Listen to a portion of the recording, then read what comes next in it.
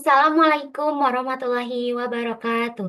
Perkenalkan, nama saya Fizia Sukma Fajarina dengan NPM 23179. Di sini, saya akan menjelaskan tentang perbandingan mekanisme pembuktian dalam hukum pidana sistem civil law dan common law. Sistem hukum merupakan fondasi penting dalam penyelenggaraan keadilan di setiap negara.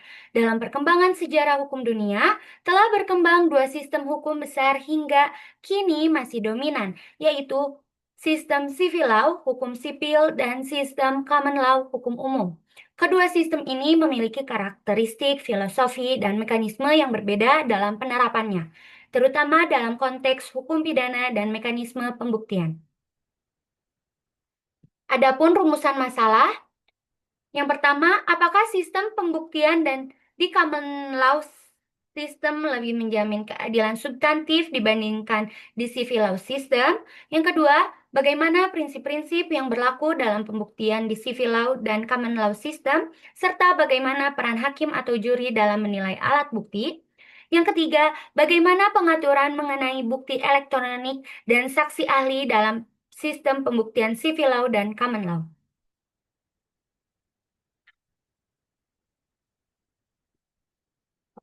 Sistem pembuktian pada sivil law. Sistem pembuktian dalam hukum pidana Indonesia yang mengikuti tradisi sivil law diatur dalam KUHP, Kitab Undang-Undang Hukum Acara Pidana, pada pasal 183 dan 184. Pada pasal 183 menetapkan bahwa hakim hanya boleh menjatuhkan pidana jika ia yakin bahwa tindak pidana telah terjadi dengan sekurang-kurangnya dua alat bukti yang sah.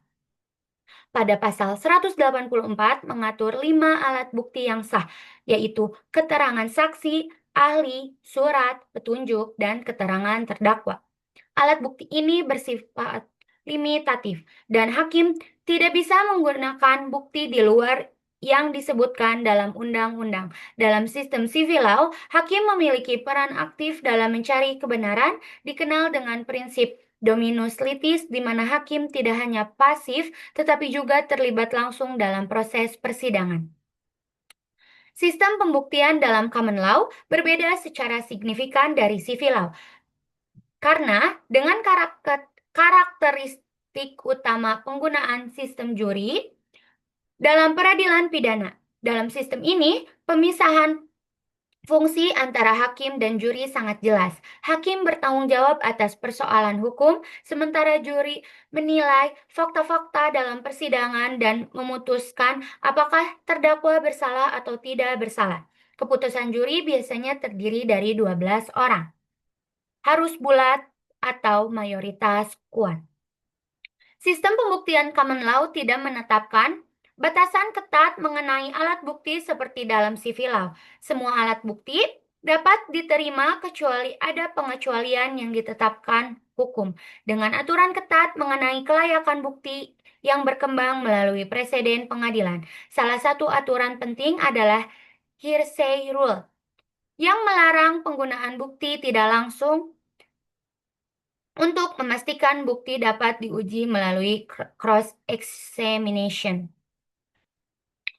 Memasuki prinsip-prinsip pembuktian dalam civil law. Terdapat 4 prinsip utama. Yang pertama, prinsip legalitas pembuktian. Yang kedua, prinsip minimum pembuktian. Yang ketiga, prinsip keyakinan hakim. Dan yang keempat, prinsip kebenaran material. Dalam prinsip legalitas pembuktian, prinsip ini mengatur bahwa alat bukti yang sah untuk membuktikan kesalahan terdakwa harus ditentukan secara jelas oleh undang-undang. Pada prinsip minimum pembuktian, diatur dalam pasal 183 KUHP yang mengharuskan sekurang-kurangnya dua alat bukti yang sah untuk dapat menjatuhkan pidana. Prinsip ini dikenal sebagai unus testis nullus testis, satu saksi bukan saksi, yang berarti kesaksian satu saksi saja tidak cukup untuk membuktikan kesalahan terdakwa. Yang ketiga, prinsip keyakinan hakim. Sistem peradilan pidana sivil law menganut prinsip kebenaran Oke, mohon maaf. Yang keempat ada prinsip kebenaran material. Prinsip ini mengatur tentang pencarian kebenaran sejati tentang suatu peristiwa, berbeda dengan kebenaran formil yang hanya mengandalkan fakta-fakta formal yang muncul di persidangan. Selanjutnya, prinsip-prinsip pembuktian dalam common law. Yang pertama, adversarial system atau sistem pertikaian. Sistem ini adalah karakteristik utama dalam proses peradilan common law, di mana persidangan dianggap sebagai pertarungan antara dua pihak yang setara, yaitu pihak penuntut dan pembela. Dalam sistem ini, hakim berfungsi sebagai wasit yang netral, tidak terlibat dalam pencarian bukti atau fakta, dan masing-masing pihak bertanggung jawab untuk mengajukan bukti serta argumentasi mereka sendiri. Yang kedua, right to confrontation and cross-examination. Salah satu prinsip terpenting dalam sistem hukum common law adalah hak terdakwa untuk menghadapi saksi-saksi yang memberatkan dan melakukan pemeriksaan silang terhadap saksi-saksi tersebut. Prinsip ini dilindungi secara konstitusional dalam sistem hukum Amerika Serikat melalui Sixth Amendment. Yang ketiga, beyond reasonable doubt, di luar keraguan yang wajar. Prinsip yang ketiga ini adalah penuntut umum diwajibkan untuk membuktikan setiap elemen dari tindak pidana yang didakwakan hingga tingkat di mana juri atau hakim tidak memiliki keraguan yang wajar mengenai kesalahan terdakwa. Yang keempat ada hearsay rule, aturan kabar angin.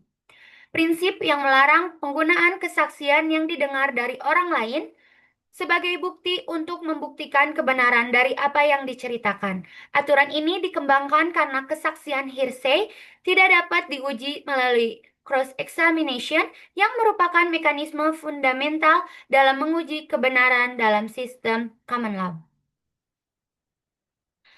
Peran hakim atau juri dalam menilai alat bukti. Dalam sistem civil law, hakim memiliki peran yang sangat aktif dan sentral dalam proses pembuktian. Hakim tidak hanya bertindak sebagai wasit dan yang pasif, tetapi juga sebagai pencarian kebenaran material yang bertanggung jawab untuk mengungkap fakta-fakta sebenarnya. Sementara itu, dalam sistem common law, peran juri sangat penting sebagai penilaian fakta.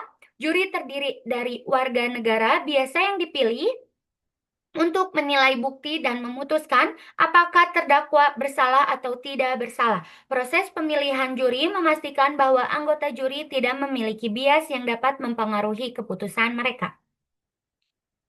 Pengaturan mengenai bukti elektronik dan saksi ahli. Yang pertama, pengaturan bukti elektronik dalam Civil Law Indonesia. Di Indonesia, bukti elektronik diatur dalam Undang-Undang ITE, Undang-Undang Nomor 11 Tahun 2008 yang diubah dengan Undang-Undang Nomor 19 Tahun 2016. Pasal 5 Undang-Undang ITE memberikan status sah pada bukti elektronik, menjadikannya perluasan dalam alat bukti yang diatur dalam KUHP seperti surat dan petunjuk. Yang kedua, pengaturan bukti elektronik dalam common law. Di Amerika Serikat, bukti elektronik diatur dalam Federal Rules of Evidence, terutama Rule 901 tentang autentikasi dan Rule 902 tentang self-authenticating. Bukti elektronik harus diautentikasi dengan bukti yang cukup, seperti testimoni atau bukti tentang proses penghasilannya. Yang ketiga, ada pengaturan saksi ahli dalam Civil Law Indonesia. Di Indonesia, keterangan ahli diakui sebagai alat bukti yang sah menurut pasal 184 ayat 1 huruf B KUHP. Ahli memberikan opini berdasarkan keahlian mereka di bidang tertentu, seperti dokter forensik atau ahli komputer. Keterangan ahli bersifat bebas, artinya hakim tidak terikat pada keterangan ahli dan dapat menilai kredibilitasnya. Yang keempat, pengaturan saksi ahli dalam common law. Di common law, expert witness diatur dalam FRA Rule 702 yang mensyaratkan bahwa saksi ahli memiliki kualifikasi yang sesuai berdasarkan pengetahuan, keterampilan, dan pengalaman mereka. Proses kualifikasi ini melibatkan pemeriksaan latar belakang oleh hakim untuk memastikan kelayakan mereka sebagai ahli. Yang kelima, perbandingan pengaturan bukti elektronik dan saksi ahli. Di Indonesia, dengan Undang-Undang ITE secara eksplisit mengakui bukti elektronik sebagai alat bukti yang sah, meskipun ada tantangan terkait autentikasi dan change of custody. Sementara itu, common law lebih fleksibel, mengembangkan aturan secara bertahap melalui preseden dan amandemen. Dalam hal saksi ahli, common law memiliki mekanisme lebih formal untuk menguji kredibilitas ahli seperti standar Dodd-Berg, sementara sistem civil law lebih bergantung pada kebijaksanaan hakim. Kesimpulan, sistem civil law dan common law memiliki perbedaan mendasar dalam mekanisme pembuktian hukum pidana. Sistem civil law yang dianut Indonesia menerapkan sistem inkuisitorial dengan hakim berperan aktif sebagai pencarian kebenaran material, menggunakan 5 alat bukti limitatif yaitu saksi, ahli, surat, petunjuk, dan keterangan terdakwa dengan prinsip minimum pembuktian dan keyakinan hakim. Sebaliknya, common law system menganut adversarial system dengan pemisahan fungsi jelas antara hakim sebagai wasit netral dan juri sebagai penilaian fakta. Sistem ini lebih fleksibel dalam menerima bukti, mengandalkan preseden pengadilan, menerapkan standar beyond reasonable doubt, serta mengutamakan mekanisme cross-examination, right to confrontation, dan hearsay rule. Perbedaan filosofi ini menunjukkan civil law mengandalkan profesionalisme hakim, sedangkan common law mengutamakan partisipasi masyarakat melalui juri yang memberikan legitimasi demokratis. Sekian presentasi saya kali ini. Mohon maaf bila ada salah kata atau salah perbuatan. Billahi taufiq wal hidayah. Wassalamualaikum warahmatullahi wabarakatuh.